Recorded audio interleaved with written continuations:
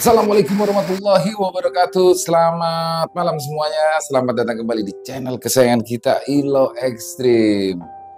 Dan pada kesempatan kali ini, semoga semua teman-teman selalu dalam keadaan sehat walafiat tanpa kekurangan satu apapun. Amin, amin ya robbal alamin. Dan kali ini kita akan membawakan kisah dari Walensky. Walensky ini selalu dark ya kisahnya. Dan gak sabaran mau langsung masuk aja ke dalam kisahnya. Sebelum itu kami semua mengucapkan terima kasih kepada seluruh teman-teman yang selalu mendukung channel kami, selalu setia di sini. Dan buat yang belum subscribe, yuk diklik dulu tombol merah subscribe sebelum kita masuk ke dalam kisahnya. Gak pakai berlama-lama, langsung aja kita masuk ke dalam kisahnya. Mode horor on. Misteri di kamar paling ujung. Malam itu, Nining bingung. Dia lapar, tapi batinnya masih menimbang-nimbang mana yang harus dia menangkan, rasa lapar atau rasa takutnya. Dia pun menjadi sedikit menyesal karena sudah lalai membeli makanan sepulangnya bekerja tadi. Menunggu pedagang keliling yang lewat pun jadi sia-sia karena hujan deras yang turun sejak tadi tak kunjung reda. Malam itu, situasi tak berpihak padanya. Kini pun dia menjadi susah sendiri karena stok mie instan justru berada di lemari dapur. Dan dia tidak berani melangkah ke sana. Sejenak dia hanya bisa diam terpaku di depan pintu kamarnya sendiri. Matanya terus menatap ke arah lorong yang berujung pada dapur. Namun, untuk menuju ke sana, dia pun harus melewati kamar itu. Ya, kamar yang misterius dan sangat menakutkan. Jangankan malam hari. Di siang hari saja dia tidak berani ke sana sendirian kecuali ditemani Novi, kawannya sesama penghuni mes. Perut Nining kembali berbunyi, lambungnya kini mulai bikin ulah. Kalau didiamkan bisa akan jadi masalah. Akhirnya dia pun memutuskan laparnya lah yang menang. Dia terpaksa menomorduakan rasa takutnya. Dia memang takut, tapi lebih takut lagi kalau penyakit asam lambungnya kumat dan harus kembali masuk ke rumah sakit. Sudah terbayang jarum suntik yang sejak kecil telah jadi momok baginya. Biasanya dalam situasi seperti ini, dia akan minta Novi untuk menemani atau sekalian minta makanan darinya. Namun kali ini, kawannya itu tidak ada. Sejak kemarin, Novi dibawa kakaknya berobat ke dukun patah akibat jatuh kemarin sore. Jadi untuk saat ini di tempat itu Nining benar-benar sendirian. Akhirnya perlahan Nining pun mulai melangkahkan kakinya. Sejenak menimbang-nimbang lagi, akankah dia jalan pelan atau langsung cepat dengan berlari? Dia pun memilih untuk melangkah perlahan. Jika ia harus berlari, ia takut akan seperti Novi yang kakinya terkilir lalu menjadi bengkak akibat jatuh terpleset di sana, persis di depan pintu kamar itu. Nining pun tak mau bernasib sama. Ketika beberapa langkah lagi dia akan melintas di depan kamar itu, dadanya berdegup kian keras, jantungnya seperti mau lepas. Saat benar-benar lewat persis di depannya, dia pun spontan mempercepat langkahnya sambil memalingkan wajah. Nining menghela nafas lega ketika dia berhasil tiba di dapur. Tanpa membuang waktu, segeralah ia mengambil mangkuk besar, memasukkan mie instan ke dalamnya, lalu menyiram dan merendamnya dengan air panas. Dia terpaksa menempuh cara darurat itu karena merebus mie instan dengan cara yang biasa akan terasa lama di saat genting seperti ini. Dan dia pun tak mau berlama-lama ada di situ. Tok tok tok. Tok tok tok, Nining tercekat, jantungnya serasa loncat, hampir saja mangkoknya tumpah. Dia tak berani menengok. Dia yakin suara ketukan tadi berasal dari dalam kamar itu. Ya Allah, ya Allah, ya Allah. Sejenak dia hanya bisa diam terpaku, matanya terpejam. Tapi kemudian nih, suara itu tak terdengar lagi. Yang ada hanyalah suara degup jantungnya sendiri yang berdentum keras tak berirama. Ting, ting, ting. Astaga, Nining kembali terkejut. Padahal dia belum sempat apa-apa, tapi suara mirip dentingan piring itu membuat dirinya kembali meringis ketakutan. Nining sudah tidak tahan. Kengerian sudah menggerogoti nyalinya sejak tadi. Tubuhnya menjadi gemetar, rasa takut dan juga rasa lapar bercampur menjadi satu dengan pikirannya yang kini menjadi tak karuan. Tapi terlalu riskan berjalan melewati kamar itu sambil membawa semangkuk mie instan dengan tangannya yang kini gemetar. Dia takut nanti tumpah. Akhirnya ia tinggalkan mangkuknya, mengambil lagi sebungkus mie instan yang masih baru, lalu langsung melangkah secepat mungkin masuk kembali ke dalam kamar. Di dalam kamarnya, ia masih ketakutan. Tangannya masih saja bergetar saat meremas-remas bungkus mie instan lalu membuka dan langsung memakannya mentah-mentah.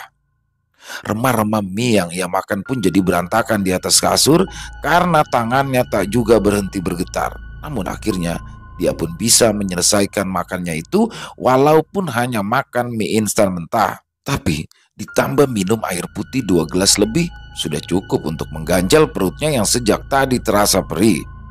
Hatinya belum tenang. Suara-suara tadi seakan masih terngiang-ngiang, padahal sudah sering dia mengalami kejadian itu, tapi tetap saja dia masih ketakutan setiap kali mengalami hal yang serupa. Di saat seperti ini ia butuh teman, tapi Novi tidak ada. Akhirnya dia pun segera menghubungi sahabatnya itu. Kalau orangnya tidak ada, suaranya pun jadi. "Halo Nov, gimana kaki kamu?" "Udah mendingan nih. Kata tukang urutnya engsel kakiku geser, tapi sudah diobati. Sekarang bengkaknya sudah berkurang," saut Novi di seberang telepon sana. "Oh gitu. Terus kamu kapan pulang?" "Belum tahu nih. Mbak Yuli minta aku sementara tinggal di rumahnya dulu sampai aku pulih." "Memangnya kenapa?"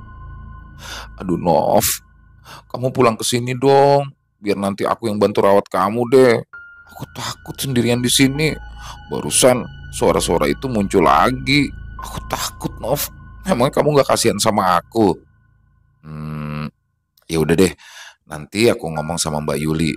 Udah dulu ya, aku ngantuk nih. Mending kamu tidur aja deh. Tapi jangan lupa kunci pintunya ya." "Tapi bener ya Nov, pokoknya kamu harus pulang," ucap Nining lalu mengakhiri pembicaraannya. Sebenarnya Nining ingin mengobrol lebih lama dengan Novi sekedar untuk meredam rasa takutnya. Namun dia juga tidak tega bila harus mengganggu waktu istirahat Novi yang sedang tertimpa musibah itu. Akhirnya Nining merebahkan diri di atas kasur, menutup wajahnya dengan bantal berharap bisa segera tidur dan melupakan kejadian yang baru saja ia alami. Nining adalah seorang gadis perantau yang bekerja di sebuah pabrik yang ada di salah satu wilayah penyangga ibu kota. Dia dan beberapa kawannya sesama pekerja pabrik tinggal menempati sebuah rumah besar yang disulap menjadi mes yang memang sengaja disediakan untuk mereka. Sebenarnya ada satu mes lagi, mes utama. Letaknya persis di sebelah pabrik. Tapi mes itu penuh hingga perusahaan menyewa satu tempat lagi untuk dijadikan mes kedua atau mes tambahan, di mana Nining dan beberapa kawannya kini tinggal. Dia yang tinggal satu kamar dengan Novi awalnya merasa senang bisa tinggal di sana. Bagaimana tidak? Selain gratis, letak mes yang kedua ini juga tidak terlalu jauh dari lokasi pabrik. Sudah tentu menjadi nilai tambah karena tak perlu lagi mengeluarkan ongkos, cukup berjalan kaki saja.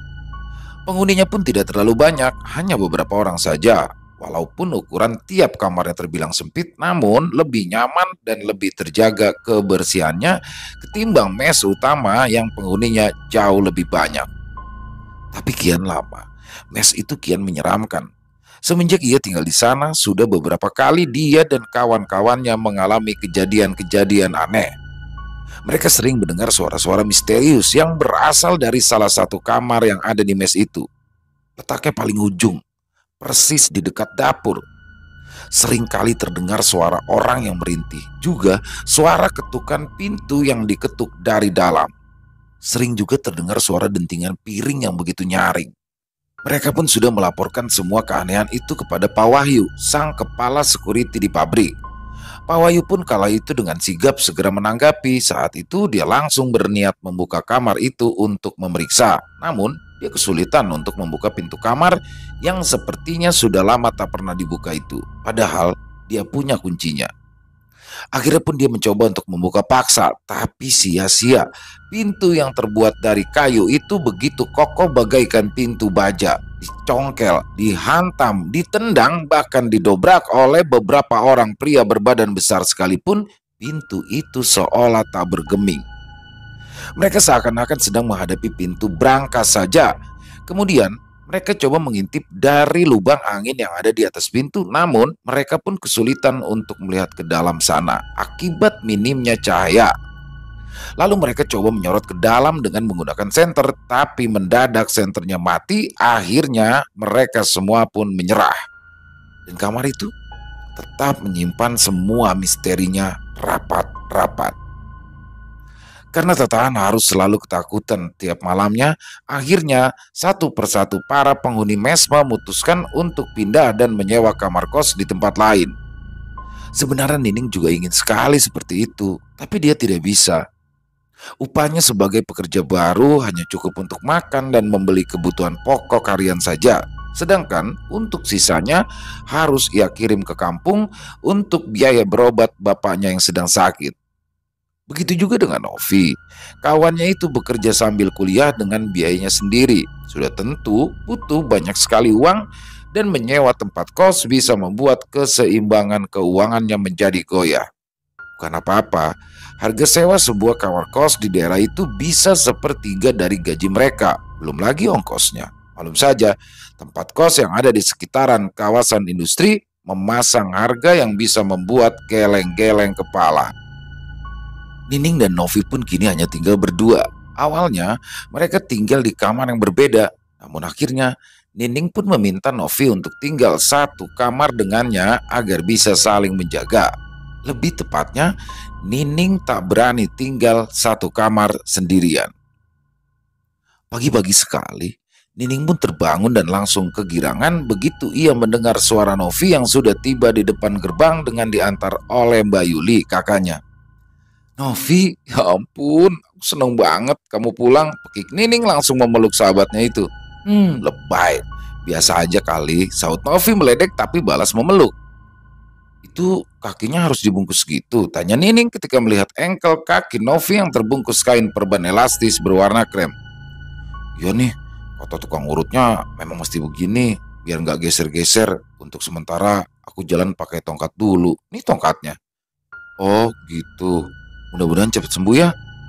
Tapi belum sempat masuk, Mbak Yuli pun sudah minta pamit. Aku langsung pamit aja ya, masih ada urusan lain. Titip Novi ya Nining. Iya Mbak, makasih ya. Hati-hati di jalan, pokoknya tenang aja. Novi pasti aku jagain, balas Nining. Mbak Yuli pun mengangguk lalu berbalik pergi. Nining pun langsung membantu Novi untuk berjalan masuk ke dalam kamar. Nov, kamu udah sarapan belum? Belum, tadi aku berangkat buru-buru jadi gak sempet deh. Oke, udah, aku bikinin mie ya. Kamu mau gak? Ya mau lah, pakai nanya. Ya udah, tapi anterin. Ya ampun Nining, kamu gak lihat kaki aku kayak gini? Gini aja deh, kamu gak usah ikut ke dapur, cukup berdiri di depan pintu kamar aja sambil liatin aku, gimana? Ada-ada aja. Ayo deh, dasar penakut. Nining pun tersenyum kecut kala mendengar ejekan Novi. Sebenarnya Nining salut dengan sahabatnya itu. Ya, Novi termasuk anak yang pemberani. Dia pun dengan entengnya sering mondar-mandir ke dapur sendirian, padahal dia pun juga sering mendengar suara-suara aneh itu. Tapi seolah ia tak peduli. Akhirnya ditemani Novi yang berdiri di depan pintu kamar dengan ditopang tongkat, Nining segera pergi ke dapur diiringi mata Novi yang terus mengawasi. Namun saat akan melewati kamar itu, dia pun langsung terkejut hingga langkahnya terhenti. Ngapain? Malah bengong di situ, teriak Novi dari kejauhan. Nining tidak menjawab. Matanya masih tertuju pada ceceran mie instan yang nampak basah dan lengket di lantai, persis di depan pintu kamar itu. Ning, cepetan, udah pegel ini, teriak Novi yang seolah menyadarkannya untuk bergegas melangkah ke dapur. Tapi di sana dia bahkan lebih terkejut lagi. Mangkuk mie yang dia tinggalkan semalam jatuh hingga pecah di lantai. Namun bukan itu saja yang membuatnya kini jadi merinding. Mie yang tumpah di lantai itu nampak terus berceceran menuju ke arah kamar misterius. "Ning, ngapain sih lama banget?" tanya Novi yang tiba-tiba kini sudah berada di belakang Nining. "I- itu Nov," saut Nining sambil menunjuk mangkuk yang pecah dan mie yang tumpah berceceran. "Loh, kok berantakan gini?" tanya Novi heran. Nining menggeleng tanda tak tahu. Lalu dia pun menceritakan tentang kejadian semalam di mana dia meninggalkan semangkuk mie itu karena ketakutan. Paling kerjaan tikus, gila Novi dengan entengnya. Akhirnya Nining pun membuat mie instan dengan ditemani Novi yang duduk di kursi. Setelah selesai, mereka pun bergegas kembali masuk ke dalam kamar. Di tengah malam, Nining terbangun. Cuaca malam itu memang terasa gerah sejak tadi. Ditambah lagi suara nyamuk yang terus berdengung tak mau berhenti. Dilihatnya, Novi kala itu sedang tertidur pulas. Nining haus, tapi stok air minum dalam botolnya habis, padahal tadi masih ada sedikit. Ini pasti ulah Novi yang menghabiskannya, namun enggan untuk mengisinya kembali. Lagi-lagi dia harus ke dapur. Namun dia tak tega untuk membangunkan Novi yang terlihat amat kelelahan hingga tidurnya sampai menengkur. Akhirnya Nining pun memberanikan diri untuk pergi ke dapur tanpa ditemani. Oh, sekarang ada Novi di sini. Dia tak benar-benar merasa sendirian. Begitu batinnya coba membesarkan nyali, Nining melangkah cepat, begitu juga dengan jantungnya yang berdetak tak mau kalah cepat. Sebentar saja Nining sudah berada di dapur.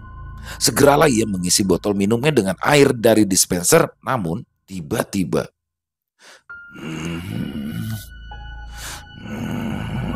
Nining tercekat. Suara rintihan itu, aliran darahnya seolah berhenti, tapi detak jantungnya bagai menari dengan ritme cepat tak beraturan.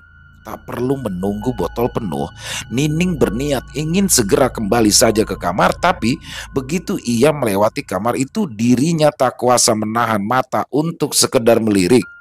Jujur saja, walaupun selama ini dia takut, namun dalam hatinya terselip juga rasa penasaran. Astaga, seketika lirikan matanya langsung beralih ke arah lain. Dia tadi seperti melihat ada kilatan cahaya mata yang terlihat mengintip dari lubang kunci pintu kamar itu. Cepat-cepat dia kembali ke dalam kamarnya, langsung tidur sambil membendamkan wajahnya di balik bantal dengan tubuh yang masih bergetar. "Nov, kita pindah aja yuk. Kita cari kamar kos yang murah-murah aja. Nanti kita bayar patungan berdua deh," pinta Nining kala pagi di sela obrolan mereka. "Aduh Ning, aku itu lagi butuh uang banyak untuk bayar kuliahku. Belum lagi persiapan untuk biaya skripsi nanti." "Gak mau ah," jawab Novi. "Tapi aku udah gak kuat Nov. Makin hari tempat ini makin serem." "Iya aku ngerti. Tapi lebih serem mana sama kuliahku yang harus putus karena kurang biaya? Atau lebih serem mana sama bapakmu yang gak sanggup berobat karena gak ada uang?" Nining pun terdiam. Ucapan Novi tadi seolah mengingatkannya kembali tentang alasannya mengapa mereka rela bertahan di tempat ini. Akhirnya ia pun hanya bisa pasrah, sejenak menyimpan hasrat untuk pindah yang entah kapan bisa terlaksana. Selama beberapa hari Novi tak masuk kerja. Seharian dia hanya luntang-lantung di dalam kamar tanpa bisa kemana-mana. Tentu saja dia jenuh, tapi mau bagaimana lagi? Sesuai pesan si tukang urut, dia harus beristirahat dan tidak boleh terlalu banyak bergerak demi kesembuhan kakinya itu. Namun, selama dia sendirian di dalam kamar, beberapa kali suara-suara misterius itu kembali terdengar, bahkan pada siang hari. Tapi dia tak pernah menghiraukannya. Teman-temannya yakin kalau kamar itu ada penghuninya. Dia pun sebenarnya punya pikiran yang sama, tapi semua itu tak pernah membuat dirinya takut. Ya, nyali gadis yang satu ini memang patut diacungi jempol. Lain halnya dengan Nining. Kejadian tumpahnya mangkuk mie kemarin membuatnya merasa kalau semua gangguan itu mulai naik level. Si penghuni kamar misterius yang awalnya hanya mengusik lewat suara-suara, kini sepertinya ingin lebih menunjukkan eksistensinya. Tak terbayangkan bagaimana nanti klimaksnya. Andai saja dia tidak tinggal bersama Novi yang pemberani, mungkin sudah sejak lama ia minggat dari tempat itu. Tapi sikap Novi yang seolah ikut menularkan keberanian pada dirinya membuatnya mampu bertahan hingga sejauh ini. Tapi Untuk berapa lama? Pukul 9 malam. Malam itu Novi masih sendirian berada di dalam kamar. Nining kala itu belum pulang. Ada lembur katanya. Novi yang iseng sendirian akhirnya berniat ke dapur untuk membuat kentang goreng. Ya, cemilan favoritnya. Setelah selesai menggoreng kentang, Novi pun menjadi kebingungan sendiri untuk membawanya ke kamar karena kala itu ia masih berjalan dengan menggunakan tongkat. Tapi menunggu Nining pulang akan memakan waktu lama. Dia tak mau kentangnya keburu dingin. Akhirnya dia paksakan diri untuk membawanya. Tangan kiri memegang piring sedangkan tangan kanannya memegang tongkat. Dia berjalan dengan amat hati-hati tapi langkahnya yang kikuk dan tidak stabil membuat piringnya menjadi miring hingga beberapa iris kentang gorengnya berjatuhan ke lantai persis di depan pintu kamar misterius. Duh, pakai jatuh segala, sayang banget. Sejenak Novi berhenti, dia ingin memungutnya tapi bagaimana? Tangannya penuh. Namun tiba-tiba Novi tersentak kaget ketika dia melihat pintu kamar itu tiba-tiba sedikit terbuka, lalu perlahan muncul tangan kurus dan kotor yang tersembul keluar dari dalam kamarnya. Novi spontan tersurut mundur sampai piringnya jatuh, tapi dia lupa kalau kakinya sedang sakit, membuat dirinya pun menjadi limbung lalu jatuh terduduk di lantai. Tangan kurus dan kotor itu meraih irisan kentang yang tercecer di lantai lalu perlahan kembali masuk dan pintu itu kembali tertutup. Novi bagai terkesima. Untuk sesaat dia tetap diam, masih tak percaya dengan apa yang baru saja ia lihat. Tapi kemudian ia pun langsung coba untuk kembali berdiri. Dengan langkah tertati-tati dia kembali ke dalam kamarnya dan segera mengunci pintunya dari dalam. Setengah jam kemudian, Nining yang baru pulang sejenak heran kala melihat piring yang tergeletak di lantai dengan kentang goreng yang berceceran di sekitarannya. Nov, Nov, kok pintunya dikunci sih? Teriak Nining memanggil-manggil di depan pintu kamar yang terkunci. Sebentar, balas Novi dari dalam. Pintu pun terbuka. Muncullah Novi di sana. Nining di sini langsung bertanya, Nov, kok ada piring di situ? Iya, tadi aku bikin kentang goreng. Tapi pas mau dibawa kamar malah jatuh. Ya udah nggak apa-apa, besok aja beresinnya. Udah malam, aku ngantuk. Masuk. Novi sengaja merahasiakan kejadian yang sebenarnya. Ya, dia tidak ingin membuat Nining semakin takut. Dia tak mau sampai Nining kembali merengek-rengek mengajaknya untuk pindah.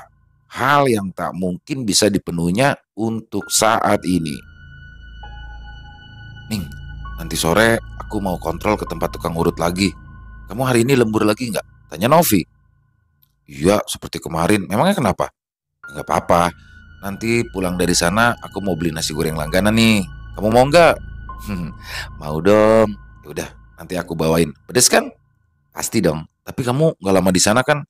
Ya nggak tahu juga. Tempat urutnya kan rame. Banyak pasien lain juga. Ya jadi tergantung nomor antrian.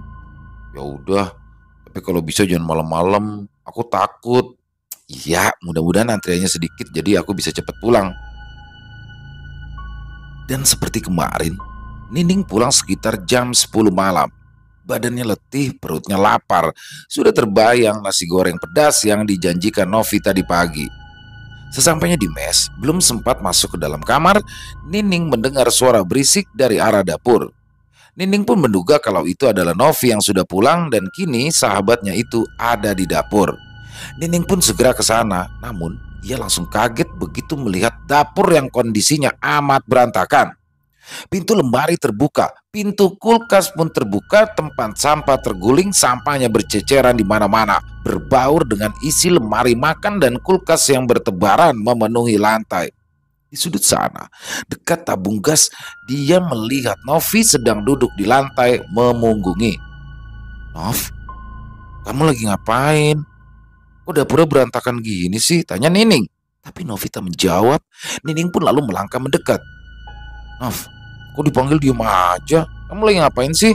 Novi tetap tidak menjawab. Dia seolah seperti sibuk memakan sesuatu hingga tak menghiraukan kehadiran Nining.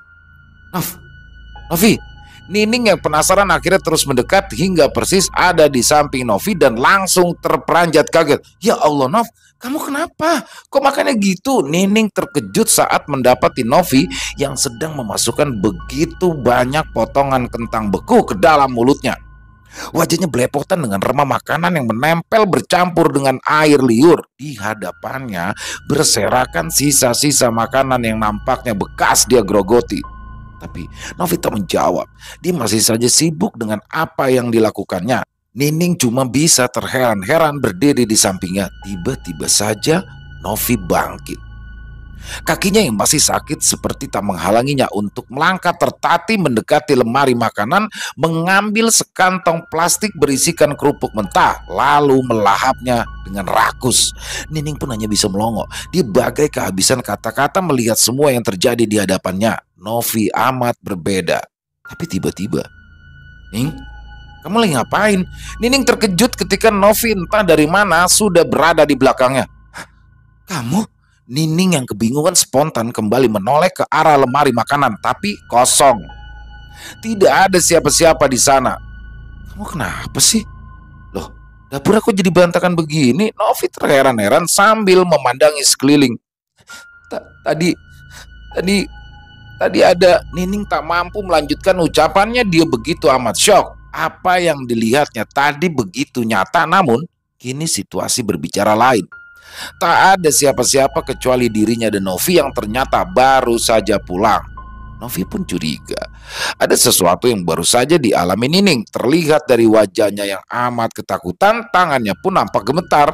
Akhirnya Novi di sini coba menenangkan sahabatnya. "Nih, aku bawain nasi goreng pedas pesanan kamu. Dah, kita makan yuk." Novi pun mencoba untuk mengalihkan perhatian. Tapi dapurnya," balas Nining masih kebingungan sambil menunjuk-nunjuk. "Udah biarin aja, besok pagi aja kita beresin. Yang penting sekarang kita makan dulu. Nanti asam lambungmu kumat loh." Akhirnya Nining pun menurut. Di dalam kamar, sambil makan, mata Nining tak lepas terus memandangi wajah Novi, membuat sahabatnya itu menjadi risih sendiri. "Kamu kenapa sih, Ning? Kok dari tadi ngeliatin aku terus?" Nining pun menceritakan kejadian tadi, di mana dia melihat Novi yang bertingkah aneh, juga tentang Novi yang melahap rakus segala macam makanan yang ada di dapur. Novi pun jelas kaget. Tapi di sini dia coba memberikan tanggapan yang terdengar masuk akal. "Barangkali aja kamu salah lihat. Pasti kamu kecapean. Mungkin ada tikus atau malah kucing yang masuk ke dapur tadi." "Masa iya ada kucing bisa buka lemari sama kulkas, Nov?" "Ya nggak mungkin lah," sanggah Nining. "Ya mana tahu," balas Novi singkat. Tapi aku bener-bener lihat kamu tadi. Kamu tingkahnya aneh, nakutin gitu." "Halu. Ini udah jelas nih kamu itu kecapean. Sampai-sampai halu kayak gini." "Enggak, Nov. Enggak." Novi pun hanya bisa tersenyum sambil mengangkat bahu. Jujur saja, sebenarnya dia juga heran dengan kejadian yang dialami Nining. Tapi dia pun tak mau berlama-lama membahasnya, yang justru malahan akan memelihara suasana mencekam malam itu. Sejak kejadian itu, Nining pun terus merengek dan kembali mengutarakan niatnya untuk mengajak Novi pindah. Rupanya kali ini dia benar-benar sudah tidak tahan. Setengah mati Novi menolak dan terus berusaha membesarkan hati sahabatnya itu. Mungkin dalam situasi yang berbeda, dengan senang hati dia akan memenuhi permintaan ini. Tapi mau bagaimana lagi? Untuk saat ini dia tak punya pilihan lain. Sebenarnya Mbak Yuli sudah menawarkan dia untuk tinggal bersamanya, namun dia sungkan. Kakaknya yang telah menikah itu tinggal menumpang di rumah mertua dan Novi tak mau ikut berjejal dan malah akan menjadi beban di sana. Namun akhirnya datanglah sebuah kabar gembira. Suatu hari mereka pun ditawari untuk pindah ke mes utama, di mana ada satu kamar kosong yang ditinggal penghuni lamanya karena pindah bekerja di tempat lain. Dan tanpa berpikir panjang lagi, mereka pun lalu menerima tawaran itu. Walaupun di sana jauh lebih riuh dan sumpek, tapi mereka tak peduli. Untuk saat ini, pindah ke sana adalah sebuah peluang emas yang terlalu sayang untuk dilewatkan. Malam itu, Nining dan Novi pun segera berkemas. Tak terbayang betapa bahagianya mereka, yang mana akhirnya bisa pergi dari tempat menyeramkan ini. Namun, ketika mereka sedang sibuk membereskan semua barang bawaan, tiba-tiba tok tok tok, tok tok tok. Suara itu lagi. Nining dan Novi saling pandang seolah bertanya dalam diam apakah mereka mendengar suara yang sama.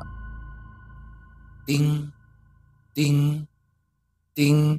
Wajah keduanya seketika berubah. Namun tanpa disangka-sangka, Novi justru mengutarakan suatu hal yang terdengar gila.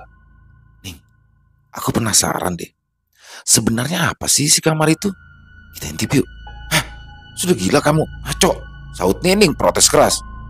Jangan sewot dulu. Waktu itu, aku itu sempat lihat pintunya terbuka. Kamu tahu nggak? Ada orang di dalamnya.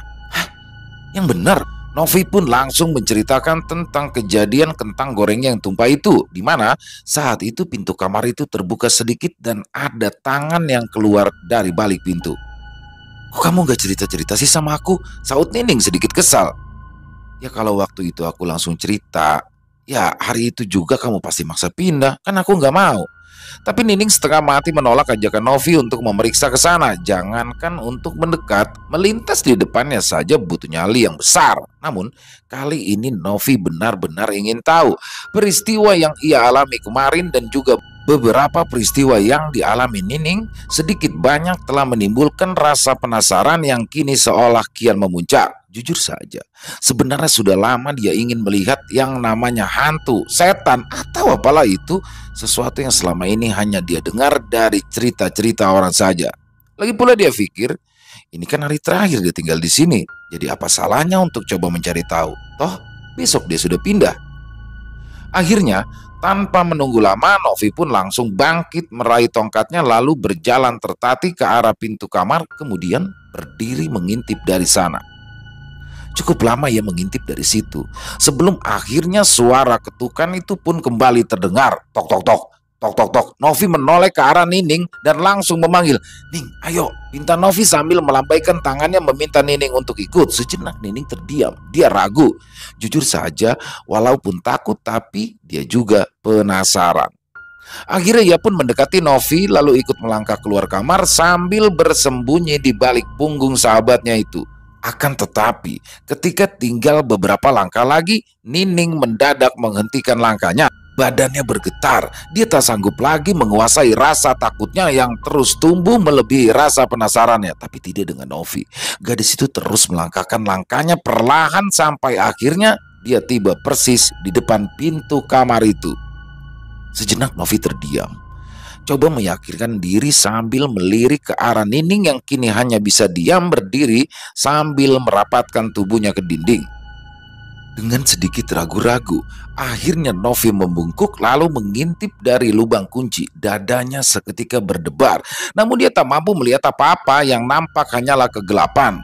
Dia sedikit kecewa, padahal belum lama tadi terdengar suara-suara dari dalam sana. Tapi itu justru membuatnya semakin penasaran. Dia yakin pasti ada sesuatu atau bahkan mungkin ada seseorang di dalam sana. Tapi apa yang harus dia lakukan?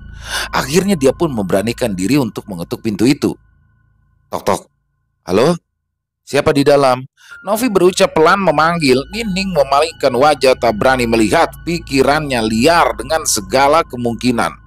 Dia jadi sedikit menyesal kenapa dia sampai mau ikut. Sesaat suasana hening dan mistis. Novi seolah menunggu, padahal dia tak tahu apa yang sebenarnya ia tunggu. Tapi dalam hatinya ia justru berharap kalau ketukannya tadi bakalan berbalas dan harapannya pun terkabul. Tapi balasan yang ia dapatkan sungguh jauh di luar dugaan. Pintunya terbuka. Astaga, begitu kagetnya Nining yang langsung refleks menutup mulutnya sendiri untuk meredam suara kagetnya. Novi spontan menjauh, terus tertatih mundur mendekat ke arah Nining yang telah lebih dulu mundur sampai di depan pintu kamar mereka. Kini, kedua gadis itu hanya bisa diam terpaku bagaikan terhipnotis. Mata mereka terus menatap ke arah pintu kamar itu yang kini terbuka kian lebar dan akhirnya duk. Jantung Nining seolah berhenti.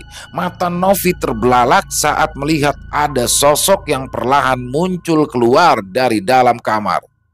Sosok gadis berbaju longgar dan kotor. Tubuhnya amat kurus terlihat dari lengannya yang kecil dan betisnya yang tipis saat dia terus merangkak keluar.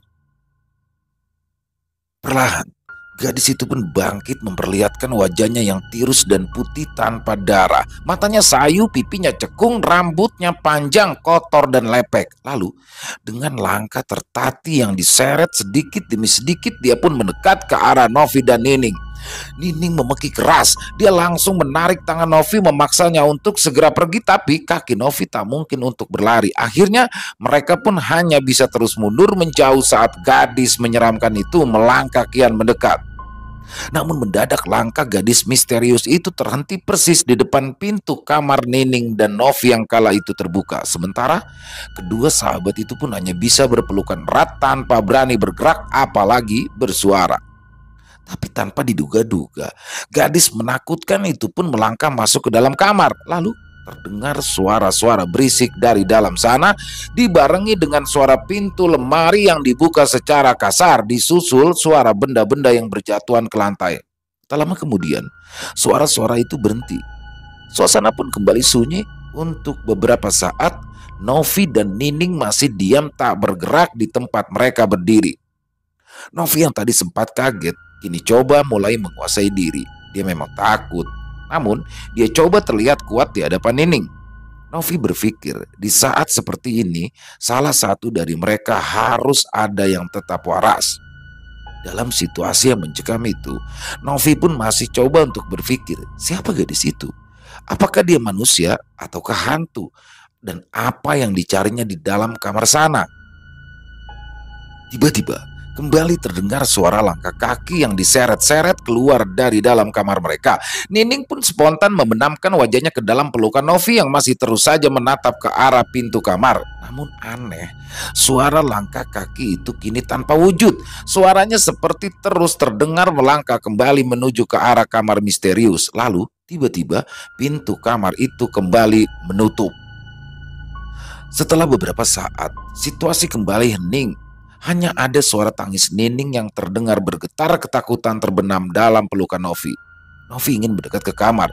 Dia ingin tahu apa yang sudah terjadi di dalam sana. Perlahan dia lepaskan pelukannya dari Nining. Tapi Nining tak mau ditinggal. "Kamu mau apa sih? Kamu tuh jangan gila dong," bisik Nining yang kebingungan kalau melihat tingkah laku nekat sahabatnya itu. Novi tak menjawab. Dia hanya menaruh telunjuknya di depan mulut, meminta Nining untuk tetap diam.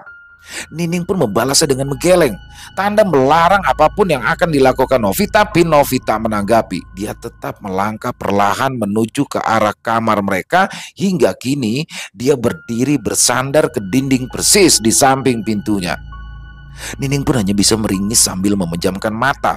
Novi tetap siaga dengan tongkatnya yang akan dia gunakan sebagai alat pemukul bila terjadi sesuatu di luar dugaannya. Lalu pelan-pelan ia melongok ke dalam. Sepi. Tapi kamarnya jadi berantakan.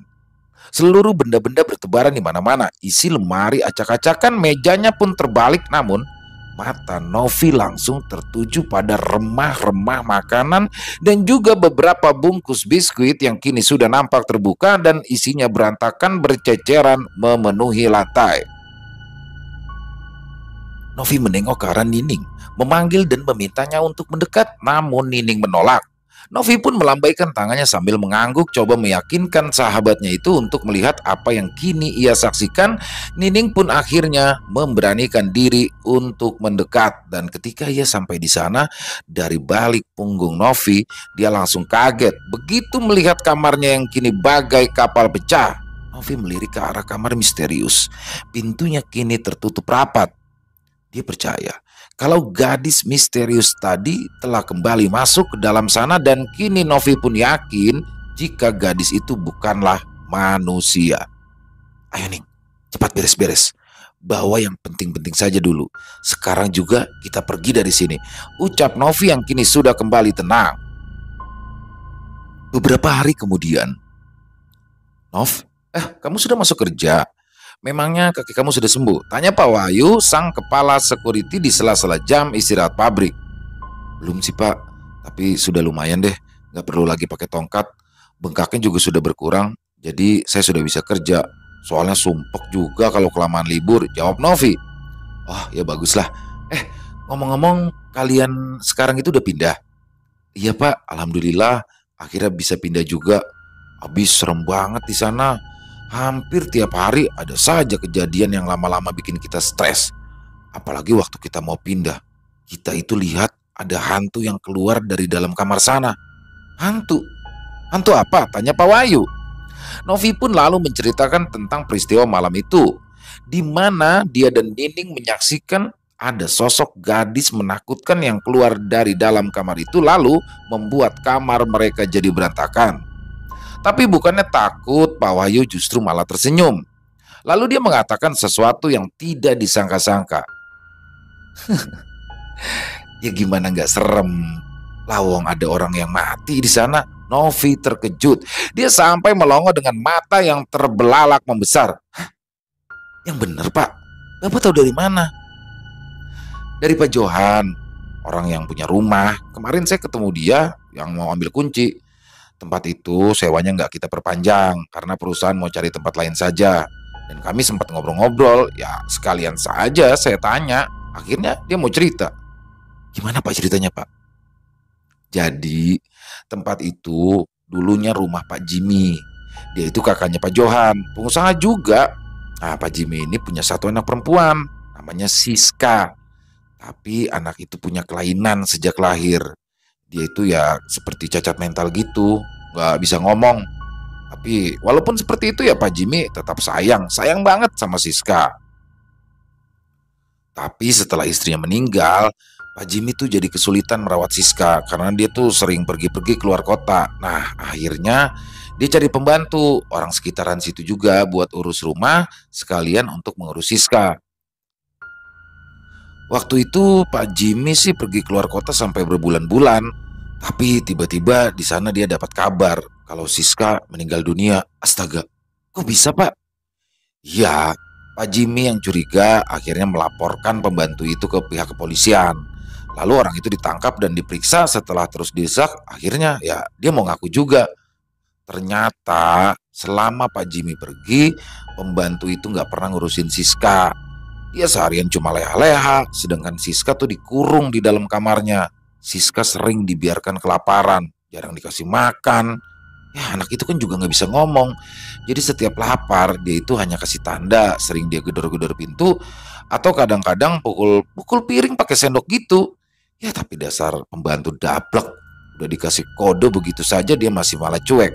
Malah kadang Siska nggak dikasih makan sampai berhari-hari. Ternyata pembantu itu ngambil jatah makan Siska untuk dibawa pulang dan dikasih sama keluarganya. Parah nggak? Nah, pembantu itu berani berbuat seperti itu karena dia yakin kalau Siska yang cacat itu nggak mungkin bisa ngadu sama papanya. Dia pikirlah, ngomong aja nggak bisa, gimana mau ngadu? Akhirnya Siska jatuh sakit. Tapi pembantu itu mengira kalau Siska itu cuma pura-pura buat cari perhatian. Pokoknya dasar pembantu ngeyel lah, setan. Saya aja sampai gemes dengernya. Nah, pembantu itu baru sadar kalau Siska itu benar-benar sakit setelah 2 hari kamarnya sepi. Gak ada suara gedor-gedor, gak ada suara pukul-pukul piring lagi. Nah, waktu dia buka kamarnya, Siska udah sekarat. Panik. Siska langsung dibawa ke rumah sakit tapi terlambat. Nyawanya sudah tidak tertolong lagi. Ya waktu diperiksa polisi awalnya dia mengelak, tapi akhirnya dia pun mengaku setelah Pak Jimmy memberikan rekaman CCTV. Ternyata si pembantu setan itu nggak tahu kalau rumah itu terpasang kamera CCTV. Ya Allah, kasihan banget ya anak itu. Iya Nov. Setelah itu Pak Jimmy yang trauma dihantui rasa bersalah akhirnya pindah ke tempat lain. Nah, rumah itu akhirnya disewakanlah Pak Johan yang disuruh pegang urusan. Udah dulu ya Pak. Itu bel tanda masuk kerja udah bunyi. Lain kali disambung lagi. Makasih ya ceritanya, ucap Novi pamit. Ya, sama-sama Nov. Dan begitulah, Novi tak pernah menyangka kalau kamar misterius itu ternyata menyimpan sejarah kelam yang begitu tragis. Dia pun sudah tak sabar ingin menceritakan semua ini kepada Nining. Sudah terbayang bagaimana reaksi sahabatnya itu bila mendengarkan kisah yang menguras emosi ini. Siapa yang menduga kalau di balik pintunya yang kokoh, kamar itu menyembunyikan sebuah cerita duka yang memilukan dan menyayat hati. Bayangkan saja, Seorang gadis dibiarkan terkurung di dalam kamar hingga akhirnya mati kelaparan. Namun, apapun itu, Novi kini lega, dia dan Nining sudah menempati kamar yang baru dan tak perlu lagi khawatir mengalami kejadian-kejadian yang aneh. Dan untuk Siska, semoga arwahnya bisa tenang di alam sana. Selesai. Wah, luar biasa. Kisah yang sangat keren banget ya. Horornya dapat banget, asli. Dan ini tidak banyak pemeran tapi dark banget ya. Salut deh buat Novi sama Nining yang kuat di dalam mes ini. Jadi mes karyawan, yang mana mes karyawannya ini karena keangkerannya akhirnya hanya ditempati oleh 2 orang saja, itu Nining dan Novi. Dan salut banget. Tapi karena keterbatasan ya, keterbatasan keadaan ekonomi yang hingga memaksa Nining dan Novi terus bertahan tinggal di mes tersebut walaupun sudah banyak sekali kejadian aneh, suara-suara aneh, teror. Sebenarnya bukan terlalu teror juga sih ya. Yang paling dapat kalau menurut saya kisahnya tuh ketika Nining masuk, di situ ada Novi tuh lagi makan maruk gitu. Aduh, serem banget. Dan alhamdulillahnya mereka berhasil berhasil pindah ke mes utama, dan barulah di situ misterinya terkuak. Ternyata Siska ya. Semoga arwah Siska tenang di alam sana, dan yang pasti Siska sering mencuri makanan mereka karena kelaparan ya.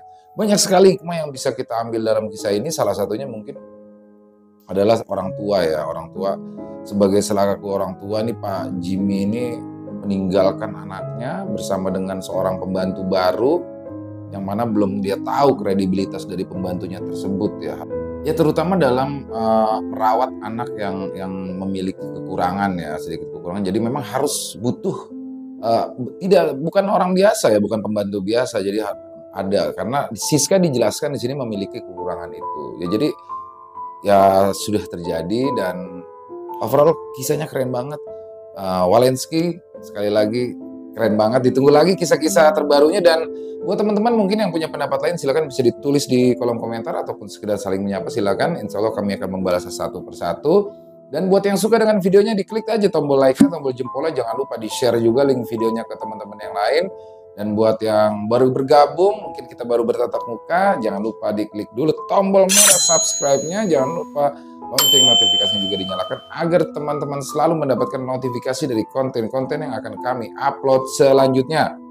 Buat yang punya kisah pribadi ya, yang bertemakan horor misteri yang memang ingin diangkat di channel-channel kami, silakan bisa dikirimkan ke nomor telepon kami yang ada di bawah sini.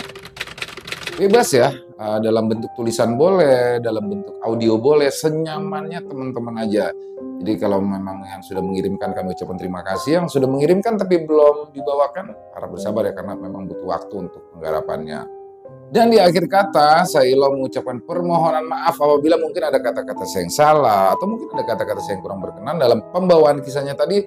Saya mohon dibukakan pintu maaf yang seluas-luasnya, karena saya hanyalah manusia, tempatnya salah dan dosa. Dan sampai berjumpa lagi di konten-konten kami selanjutnya yang pasti tidak kalah seru, yang pasti tidak kalah horornya, masih bersama saya Ilo di Ilo Ekstrim. Salam sehat, sukses selalu untuk kita semua. Amin, amin, ya robbal alamin. Wassalamualaikum warahmatullahi wabarakatuh.